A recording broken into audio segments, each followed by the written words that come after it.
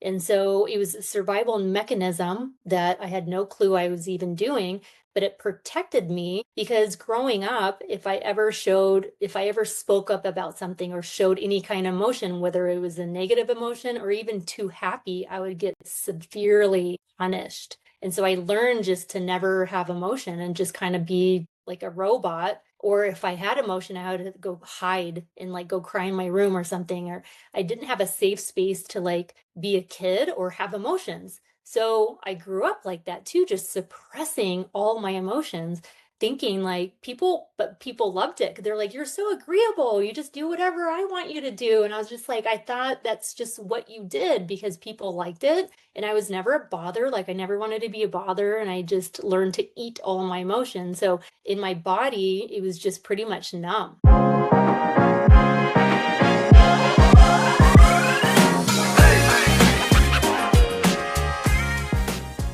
Okay, recording in progress. Welcome home, guys. Welcome to the W.A.R Network. We're all recovering. Today's guest is Shannon Grace, founder of the Graceful Healer. Her story isn't one of someone who grew up wanting to become a healer. She built a successful corporate career, created and patented product, experienced national success, lost nearly everything during COVID, and found herself rebuilding from the inside out. Today, I hope I pronounce it. I'm jacking up words all over the place, so forgive me. Today, she helps people through Reiki. Reiki, yep. I got it? Yes, you did. Okay, it's going good. She helps people through Reiki, somatic healing, pure bioenergy, breathwork, sound healing, and end of life care. But today isn't a sales pitch, people. Today we're separating experience from evidence, belief from fact, and asking the questions everyone wants answers. Shannon, welcome to W.A.R. We're all recovering. It's a pleasure to have you. Thank you so much. I'm so excited to be here and talk to you today. It's such an honor. Thank you. Thank you, ma'am. Thank you. Before, you were the Graceful Healer who was Shannon, not your resume, not your titles. Who were you before the world told you who you should become? Wow, that's a great question. That's very deep. If I were to take away all of the titles and all the things that I do, I was a scared little child in this adult body because their subconscious is wired between birth and 7. And so whoever your main caregivers at that time influence your subconscious mind, that little child is within you as an adult and is driving the ship. And so for me, if I were to take away everything and go back, it would be this scared little child not knowing that I am taken care of emotionally, scared of my own shadow, scared to speak up and use my throat chakra. Oh, wow.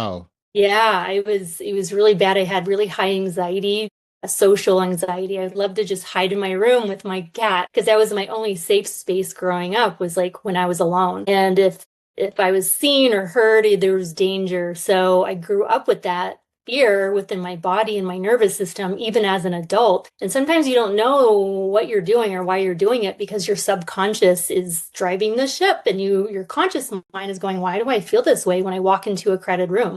Right. No, until now, doing all this work and this healing on myself and becoming a healer, you have to heal yourself in order to help others. I mean, there are healers who don't work on their stuff, and it's easier to help others than help yourself. But for me, it was my journey of healing myself. I was like, oh, this is why I went through the stuff I went through. I needed to heal it within myself. And then having this knowledge now, I'm here to help others heal. And so, yeah, without the titles and you strip all that away, it's just like, wow, that's so vulnerable. Who was I? I mean, that piece of me is always going to be there. You're never going to like take that away. Right. Feel it where it no longer has that emotional charge of like, I walk into a room and there's all eyes on me. I would go into fight or flight or even freeze and just freeze, and my hands would shake and I'd start sweating because my nervous system was still thinking I'm in danger of being seen because that's the way I grew up. And so now I'm learning to regulate my nervous system. I do meditation practices daily. And just constantly working on the inner child, telling her she's safe. Now, I mean, it does pop up every once in a while. Like I'm very much an introvert. And so when I go into big crowds, I'm like, oh, this is going to be exhausting. And I'm going to need 2 days to recover by myself. Yeah. But now I understand why, and I No, understand damn. how to deal with it and Mm, work with it instead of the shadow part of you and being shameful. Like, why am I like this? And I admire people who are like love to get on stage and speak and they're just like so charismatic and why am I like this? Instead of wrapping shame around it and wishing you were somebody else, you embrace it. You're like, oh, okay, I understand why. This is part of your personality. It was part of your conditioning growing up, but now this is tools to work with it. And then understanding about myself, if I am in a public setting, I do need a day or two to recharge by myself and go take a walk in nature, go read the right. trees and just like kind of be by myself. So the more you learn about yourself, it's like know thyself, the more I hate saying powerful, but the more you will understand the surroundings around you, and then the more people can't affect you because you know yourself so well. You're like, I know I need this and this and this. In that situation, I know I need it, and then you're good. So this journey for me has been long, hard, Yes. but I wouldn't be the person I am today without that stuff. That's how you Right. learn. It's through the biggest obstacles in your life. But it's easy. You're just like, you don't really pay attention. You're just like, it feels good. I am having the best time. No, it's the adversity that makes you who you are and stronger. As long as you can recognize the light within what's going on, usually in retrospect after, you're like, oh, that had to happen for me to get to this point. But when you're in the middle of it, you're like, well, this sucks. Why is this happening to me? But as long as you can see and observe later and you're like, oh, I needed that. Totally needed that lesson. So do you feel healed, or are you like a work in progress, still healing? I know it's a tricky question, but I have to, because me, I feel like, healing is just gonna happen throughout time. I can never say that I'm fully healed because something could just snap and then I'm just, back at that spot. Yeah. And so that's another great question because for me, I feel like I'm never going to be healed. I feel like the journey of being human is to go through obstacles and then finally figure out who you are. And it's peeling back the layers of all the conditioning, all the hurt, the trauma that you've been through. So actually, it's a remembering of who you are and your true essence, your true soul, and what's your purpose in being here. And I'm still going to be learning and growing and working through my traumas till the day I Yes. and, unless you're Buddha sitting on the top of the hill and constantly meditating and going within and you're taken care of by food and clothing and shelter, we're in the thick of it. Like, we're going to be having obstacles every single day, but it's just how do you deal with those situations, Hmm. those people? So I don't have like the aspirations to be enlightened in this lifetime, like fully enlightened, like Buddha, because we just have too much coming at us. But if I can slowly work on my trauma, chip away at the things that I feel like I need to work on somatically in my body, emotions, like being aware of, okay, that person said that. How does that feel in my body? Why am I having this sensation in my heart chakra and it feels tight and I feel like I can't breathe? And when they said that, it's being aware of what's happening in your body. And you're like, oh, okay, so that triggered me. That's actually a mirror of what I need to work on. It has nothing to do with that person. They just illuminated with a mirror like a trigger for you, and you have to go within and be like, what's inside of me that got triggered? And so every situation, every person is a mirror for what we need to work on. And so I think I'm going to have a mirror of people and situations till, I don't know, my grandma lived to 104, and I'm like, oh no, I'm doomed for a while. Funny.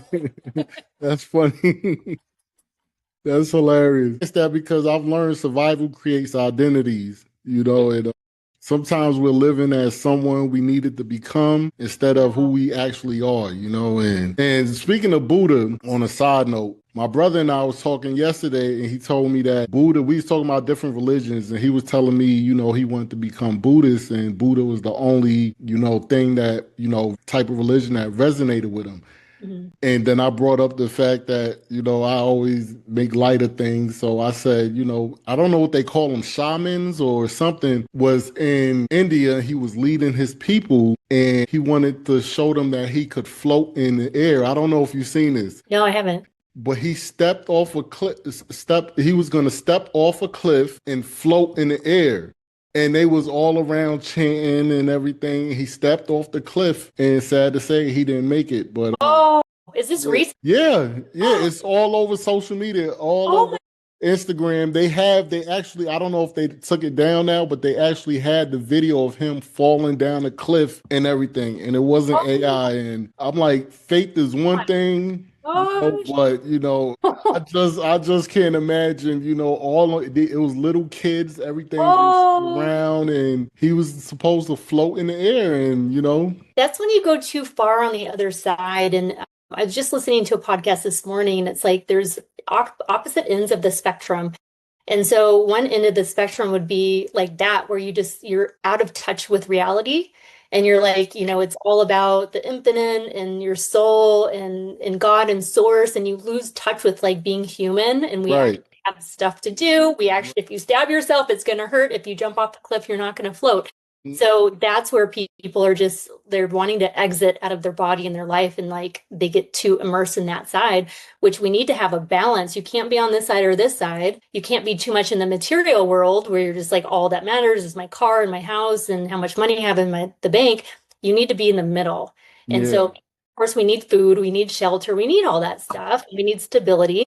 And you have to have faith and choose the religion that resonates with you, but you can't be on too far where you're just like material doesn't matter and my body doesn't matter anymore. I'm just this light being. You're actually gonna die. And so that's horrible. That makes yeah, me sad yeah, at followers and yeah, yeah. children. It And was. so yeah, it's like kind of like a cult setting. It seemed like. Yeah, right. If he would have floated, that would have been something different. Everybody would have said it was AI, or but Yeah. yeah, God rest his soul. And yeah, I just wanted that was just a little side note. So on the other side of things, back to the you, Shannon, where did your story really begin? It began, well, I grew up kind of not growing up. I'll start at my career. My career is normal. Like I started my career in tech pretty young, about 19, 20 years old, and worked my way up pretty fast in a tech company. And I was selling voice over IP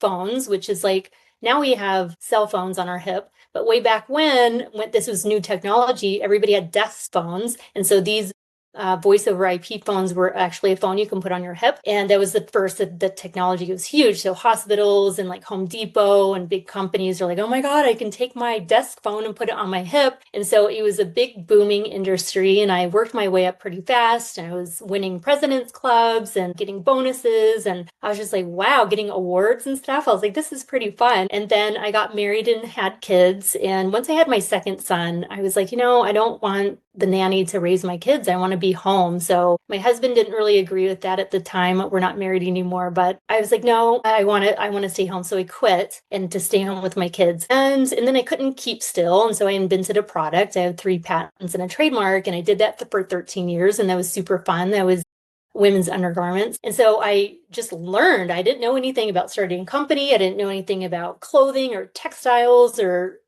shipping overseas, blah, blah, blah. But I learned it on my own. I did my own guerrilla marketing and got on like Howard Stern and Chelsea Handler and the top. Really? Yes, it was so Wow. fun. But that became part of my identity too. It was like this company was my baby and it was who I was. And so when that closed down during COVID, I'm literally like in identity crisis. I'm like, what am I going to do now?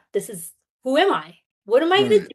And so I was like, well, I guess I'll just go back to corporate. I don't want to start another company. It was a lot of work. And so I tried to get back into corporate and got denied left and right because I had a gap in my resume. And it didn't matter that I started a company and I had all these patents and did all this stuff. And wore every hat. Like I did the marketing, the creative, I did customer service. I was CEO, COO, la, la, la. It didn't matter. Like these kids straight out of college would get the job and I was overlooked. I'm like, what? That's crazy.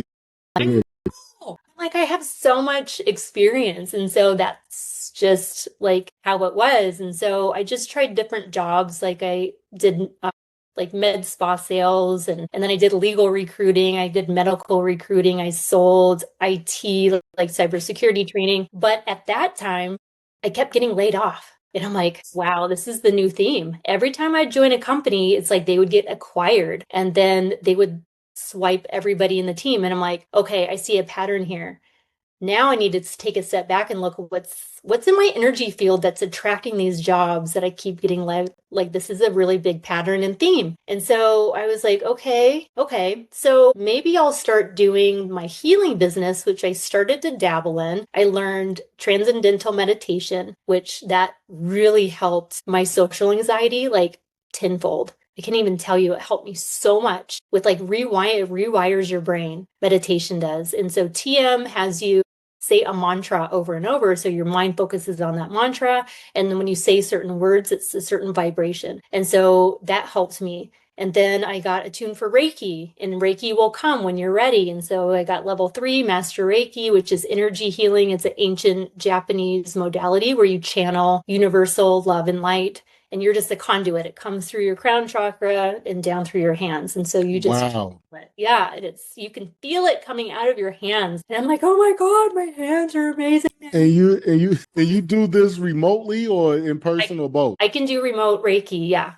Wow. And yeah, because energy doesn't have to, it's not linear. It doesn't have to be like right in front of the person. It's just your intention. And so if you are in China and I'm like, we're having a session, I just tune in and tap into your energy field. And it's the same thing as if you're sitting in front of me. And so I create this little avatar in front of me, like you're right in front of me, and I put my hands around parts of your body, and it's the intention is for you and it goes to you. And so that's how energy works. And then like once you open that door for healers, you're like, what else can I learn? And so I was like studying astrology, numerology, pure bioenergy, which is another energy healing modality that's pretty freaking potent. But my new one is somatic energy healing. And that's where I really found the root cause of the stuff I was doing, and being somatically aware to your body. Because if something happens to you emotionally charged or trauma and you don't express those emotions at the time, everything's energy, and energy has to go somewhere. It gets stuck in your body somatically. And so that's where chronic pain, autoimmune illness, or Parkinson's or whatever, if it's in your energy field and there's dissonance in your field out here, it manifests in your body physically. So that energy goes somewhere and it doesn't go away until you liberate it. So I had no idea. I was so shut down, so disconnected from my body. It was never safe to be in this body.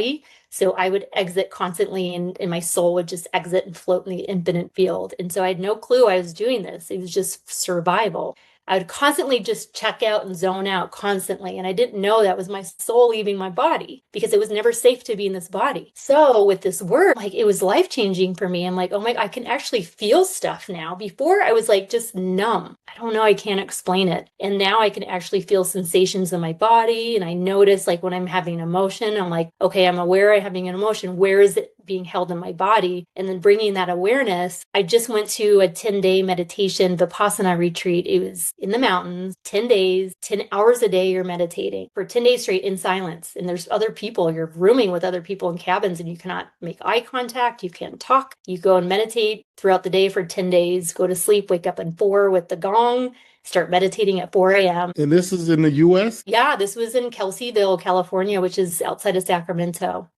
They're all Wow. over. It's called Vipassana. This sounds familiar. I'm sorry to cut you off. This sounds familiar because you're bringing me back to a guru that I interviewed. And he has this big intimacy village. He calls it the Intimacy Healing Village in India. Mm-hmm. And he told me something fascinating, that he can actually bring his body down to almost like death, step out of his body. Cause he said he went into the I guess the mountains somewhere, and he stayed there for a few months and never came back out. And he learned how to take himself out of his body and stand and like watch himself from the outside. Yeah.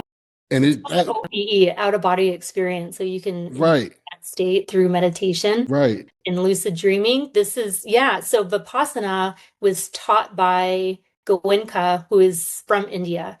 And so it's really big there, but the teachings are from Buddha. And so there's many Buddhas. The name Buddha is given to you if you reach enlightenment. So there's many Buddhas. So this one Buddha spent pretty much his whole life meditating. And so he figured out at one point, if I focus on the sensations in my body during meditation and I feel something, say you feel physical pain, like in your shoulder, if you bring awareness to that pain And then you meet it with equanimity, which means a balance of emotion. It's not a good sensation or it's not a bad sensation.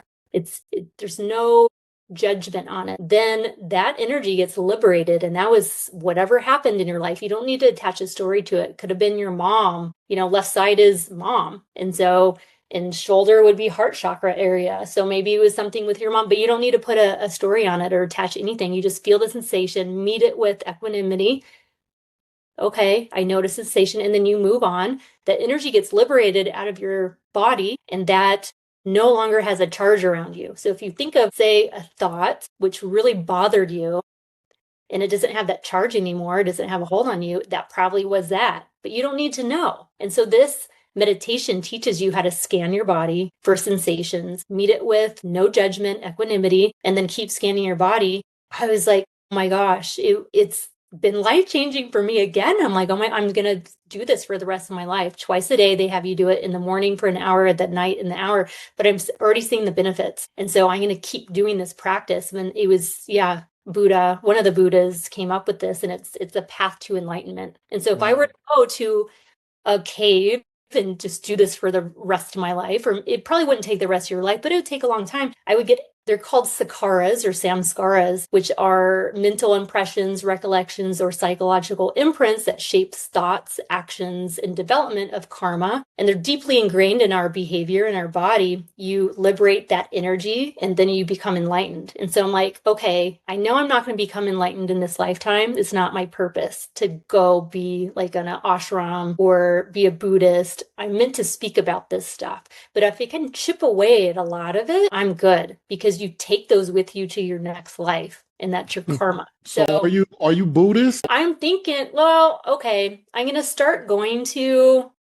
find a Buddhist temple around me because I live in Malibu. I think there's a lot in LA. I don't think I want to become one religion or one thing. I love the Kabbalah. I love Buddhism. I love different aspects of different religions. I kind of don't want to lock myself in one thing, but I really love the teachings of Buddha, and I really love, they're just so gentle and pure, and it's just about reality. Actually, it's not about like thinking, I don't know, bigger picture and believing in some deity. I don't know. It's like realistic, and it's working with self and reality instead of being on some cloud. So I really believe in the teachings, and I'm seeing the benefit. I love how you put that.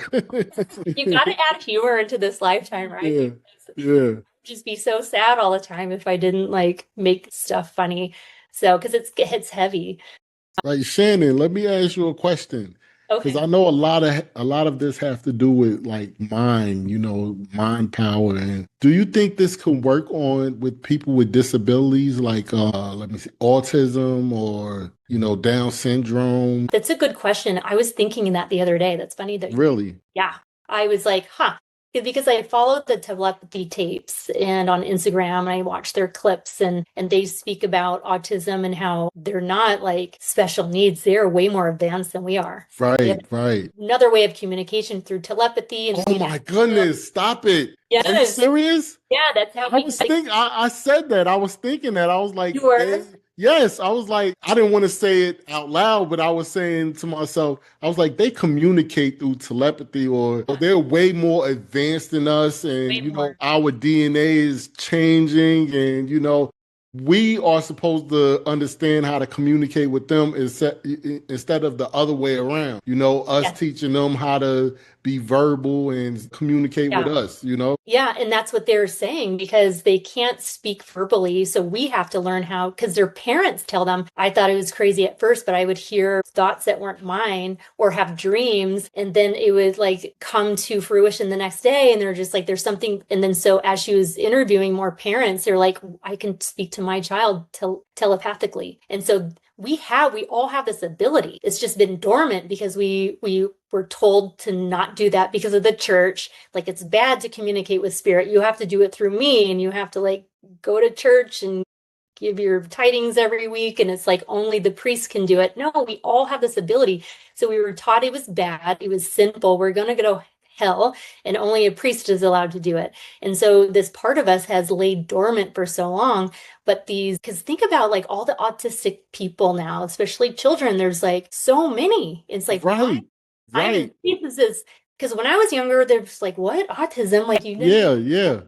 Yeah. But they're here to teach us there's more ways to communicate. And somebody that looks disabled is actually way higher in a vibration and a being here to teach you. Right. So, yeah, I mean, I try now since watching telepathy tapes, I communicate with animals doing telepathy. So I walk a lot on trails here, and there's a lot of horse trails.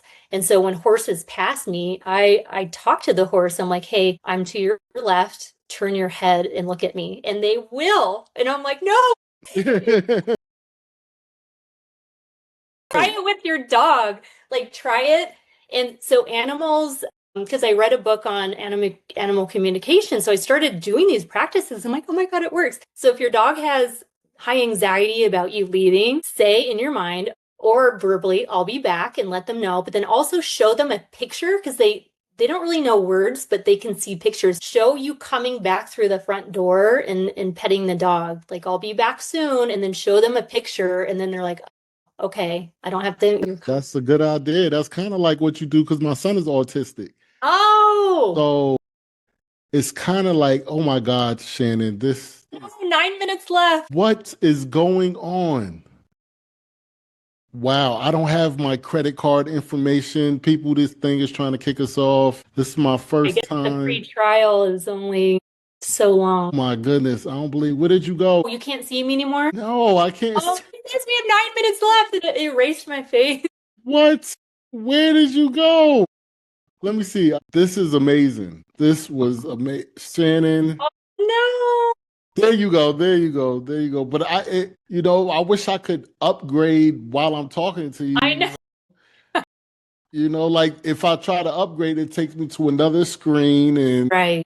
Well, let's finish the conversation about your son, because yeah, my son is autistic, and he's we show him like PEX cards and kind of like what you said, Yeah. and have him choose the card and everything. That's how we're communicating with him, or through an AAC device on his iPad. So that's how we communicate with him, through pictures. So Yeah. Start doing it through your mind and see what happens. Right. And Elon Musk making this thing that goes in your brain. Is called Neuro. Did you hear of it? I wouldn't do that. I don't know. Did you hear of it though? He's putting it in your brain. People are in trial periods right now. You're supposed to be able to talk to animals. You're supposed to be able to do this wonderful stuff. People are saying that it might, you could elevate, or like float in the air and do all kind of amazing stuff. And oh no, that guy should have waited to float. Right.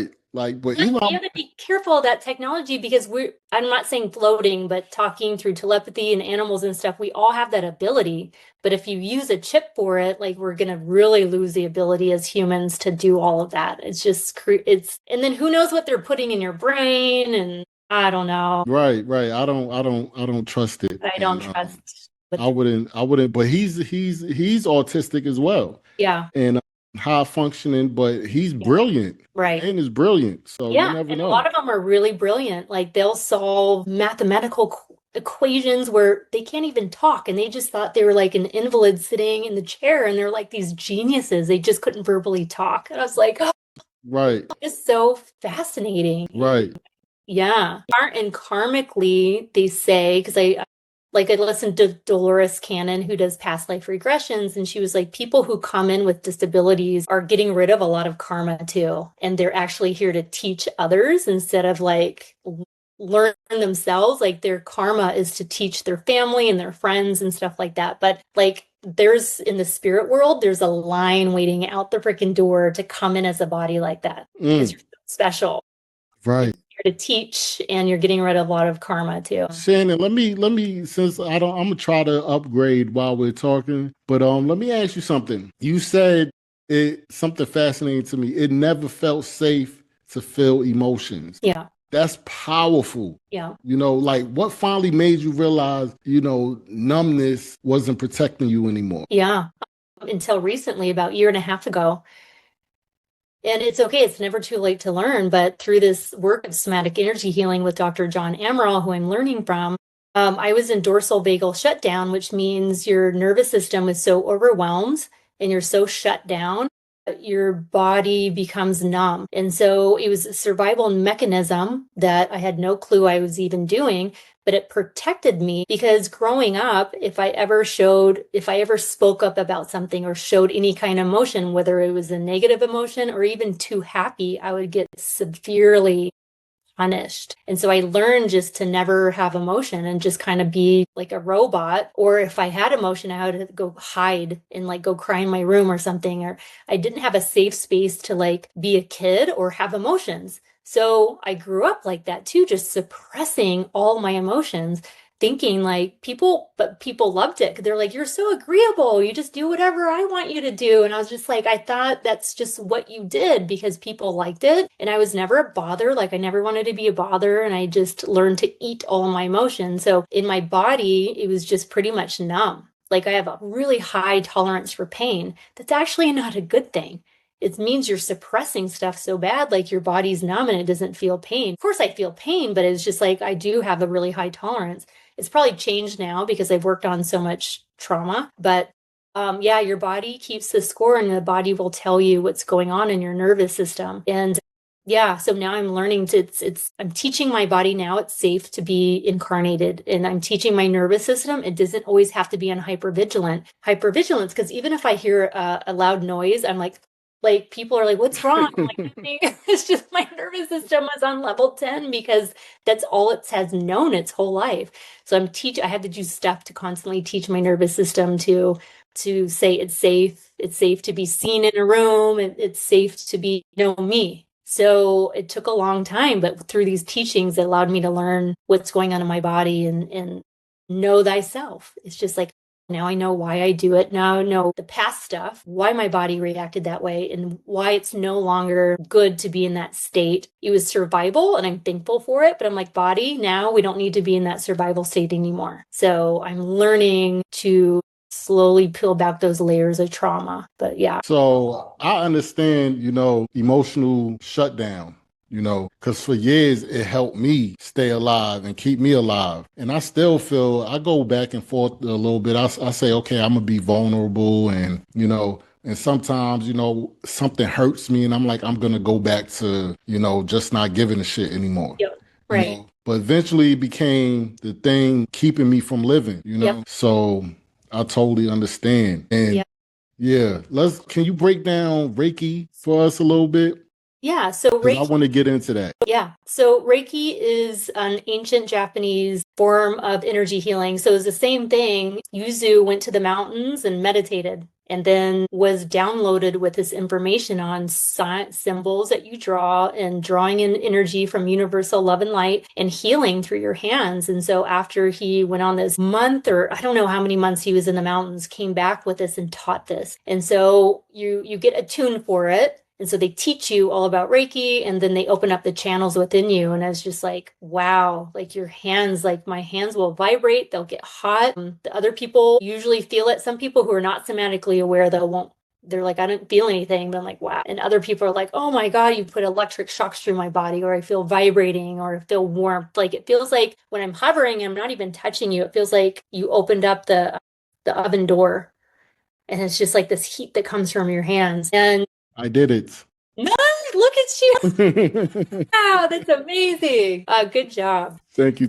So at a Reiki session, they lay there, and some parts of the body I will put hands on, other parts I'm going to hover. And so Reiki is smart. It knows where to go. And so that's one modality that I really enjoy, because you don't have to think about anything. You just are a clear channel and you draw symbols over their body, and I can feel the energy just like come within my body and go in my hands. And you start at their head and you go to their feet and you make your way up. And people have the experience of feeling the heat. And also, like I had one client and he said, wow, I just had this memory of when I was in kindergarten, and it came up. I haven't thought of it since probably kindergarten, but I was able to process it at my 45-year-old brain. And he was like, that was amazing. And so memories will come up for you to process. You will sleep really well that night. So I had this other client, I used to volunteer for hospice. I'm a death doula, and she had end-stage Parkinson's. And so she told the chaplain the next day, she was like, oh my God, when that girl did the energy healing on me, I had the best sleep of my entire life. And I was like, oh, so it just helps you sleep. It helps you have a sense of well-being and peace, and just brings up stuff for you gently for you to process. And then your chakra system. So there's 7 major chakras, starting from your root chakra at the base of your tailbone, and then they all go up until you hit your crown chakra at the top of your head. And so there's a ancient shamanic practice that I do called backwashing. So they spin clockwise, and they're all do different things, and they're all different colors. That's a whole different conversation, but I will spin them counterclockwise, and I will literally see in my mind's eye and scoop out the gunk that's in your chakras until I get no more. And then I'll bring in the light of the central sun, which the shamans say that's like the most powerful healing, cleansing energy that you can use. And then I'll spin it clockwise. And so I'll clean out all of your chakras and reset your system in the energy healing. And sometimes I'll do sound healing in a session as well, because sound and vibration is huge for healing. I have to book you. This just sound like heaven. Yeah. You just have to lay there and receive. I mean, yeah. Yeah, it's really a beautiful modality. So I really love Reiki. Yeah. You ever thought it was wishful thinking when you first started, or just, what convinced you it wasn't just relaxation? I know, right? Because you can have the placebo effect of like, oh, I'm in the session and it's working.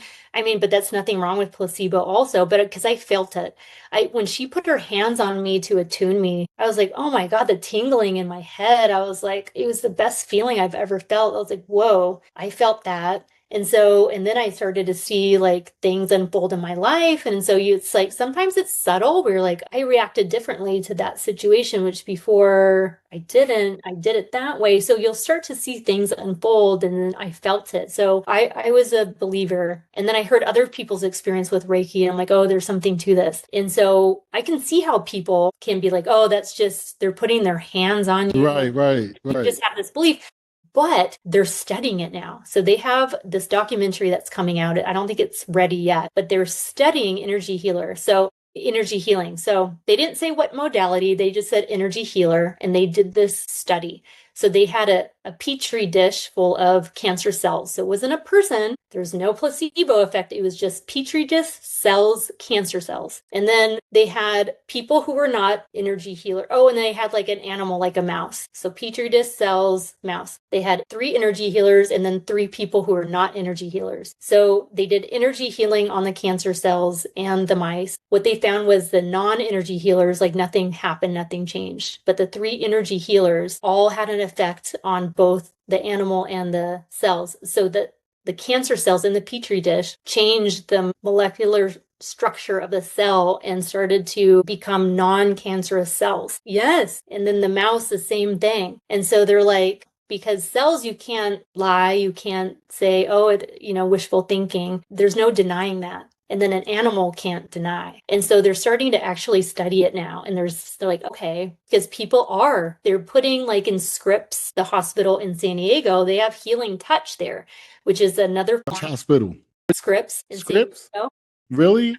Yeah. At all the Scripps locations? I'm in San Diego. You are? So yeah. I don't know if all of them, but I have a friend she's a nurse. And so they started this division at Scripps for healing touch.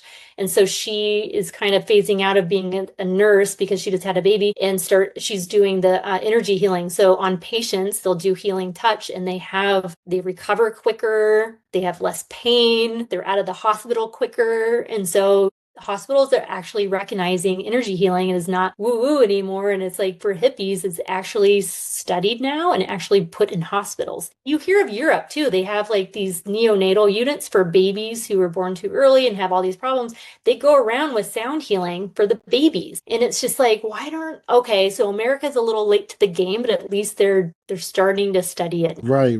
Yeah, we take our sweet time with everything. Yes. Everything got to be verified and like researched thoroughly. If there's no money in it, why do it? Yeah, right. Exactly. Yeah. And when I seen the Reiki on your bio, I was thinking, let me research this thing. And a lot of people, millions actually of people think Reiki is pseudoscience. Yeah. And, when you said the placebo and things. So I'm glad you broke that down and explained that to us. Yeah. They're starting to see it now, which is good. Right. We need that. Yeah. And I don't think, skepticism is disrespect. I think. No, we need it. We need the question. I mean, we question things all the time, and it doesn't mean it's wrong or it's bad. It just means like you have questions and you kind of want to know, like, what's the effect that Right. it has, and to study it. It's just we're humans and we want to know the why. Why? Right. And I have, man, it's another question that I was dying to ask you about bioenergy. Yeah. And your website uses the phrase energetic surgery. You have to break that down to me. That's strong language. It is strong language. So pure bioenergy is working within your biofield as well. And so it's working within your field and then on your body. So it's during there's different protocols. And so in the book that they give you after training, you flip through, and whatever the ailment that they have, there's a certain protocol to put your hands in different spots. And then you either take energy out of their field or you add energy, because there's dissonance in the field. There's either too much or too little. And so I go within your pain. So, okay, I'll give you an example of a client. She fell off the curb walking her dog and busted her shoulder, and she's an avid golfer. And she was like, oh my gosh, like I can't even do my bra in the back. I don't, they say I'm not going to golf ever again. Like my shoulder's always going to be messed up. And I'm like, let me do some pure bioenergy on you. And so one session is doing 4 times. So I have to see you 4 days in a row, because you can't just blast somebody with all this energy. It has to be an increment. So it's 4 days. And so I come to see her every day. And so I work on her shoulder. And so if your pain is from 0, meaning no pain, to 10, which is like you can't even breathe, where is it? And she would tell me 5 or 6. And so I'll go off of that pain threshold. And we always go with adding energy first. So I'll add energy, and then, okay, does it feel the same or does it feel worse or better? And so if it feels worse, I'm like, okay, so we need to take out now. But if it feels the same or better, adding energy is good. So that's my barometer of where I need to go. And so I worked on her 4 days in a row, and animals love it. Her little dog just laid on her lap the whole time. It was like the animals love energy healing, because if you're in the room, you're getting energy healing as well. So I worked on her shoulder, and she was like, wow. She's like, I felt like energy leave my shoulder. She was like, it was the weirdest feeling in my shoulders. It's amazing. No, and then that night, she was like, it kind of felt tinges and twinks. Like, is that normal? I mean, it's normal. It's energy just moving. And so after the 4 sessions, that's all she needed. She was like, Shannon, I can't even freaking believe it. Like, I'm golfing now. And I'm like, No pills or and she was told she wasn't going to ever golf, and surgery nothing helped, and she couldn't even strap her bra on. And she was like, I'm golfing now. And I'm like, I knew it, but it's just and she was very skeptical. She was like, she didn't even want to do the sessions. And I was like, just try it. Just try it. And she was just annoyed I had to come for 4 days because the football games were on and blah, blah, blah. I'm like, dude. Yeah. And then now it's like her life has changed. And I'm like, this is real, because we're all made of energy. Nikola Tesla says the universe is made up of energy, vibration, and tone, vibration, energy. And so we're all energy. We're just condensed into this very condensed matter. But our energy field, it's called the torus. It goes through your central channel. It goes out the bottom, comes back up, and then it's always taking in energy, and it's always emitting energy. And so it's grabbing energy from everybody else's field, the universe, and giving info. And so if there's dissonance in your field, you're going to attract people and situations for the situation to be. And so if you keep attracting the same pattern, the same situation with the same type of people, it's just a different face, but it's the same type of personality. You have to look at yourself and be like, why am I attracting this? What is in my field that's having me attract the same type of relationship, the same narcissist that, you keep getting a relationship with, or the same situation with your mother-in-law, whatever. You're just like, okay, that's when you take a step back and you're like, what's in my field that keeps attracting this? And you have to look at yourself and be aware of what's caught in your body somatically that's having you repeat this pattern. So you always have to yourself. So where's your ethical line? At what point do you tell someone, I can't help you? You need a physician. Yeah. So they did teach us that some people, so I just want to touch on, some people don't want to be healed. They'll say, oh my gosh, I have this illness and I want to be healed. But deep down, it's part of the identity. And their identity is like, who would they be without their illness? Like there was this lady who had MS, and it was a story that my teacher told me. She had MS and she was in a wheelchair, and she came to the healing sessions and she visibly looked better. Like her hands were less of a claw and she was happy. And then she was like, no, it did nothing for me. It didn't do anything. And then they watched her get picked up by her sons and like babied. And they were like, some people, like, she wouldn't have this special attention from her adult sons if she wasn't like having this illness. So we have to let go of the don't be healed people,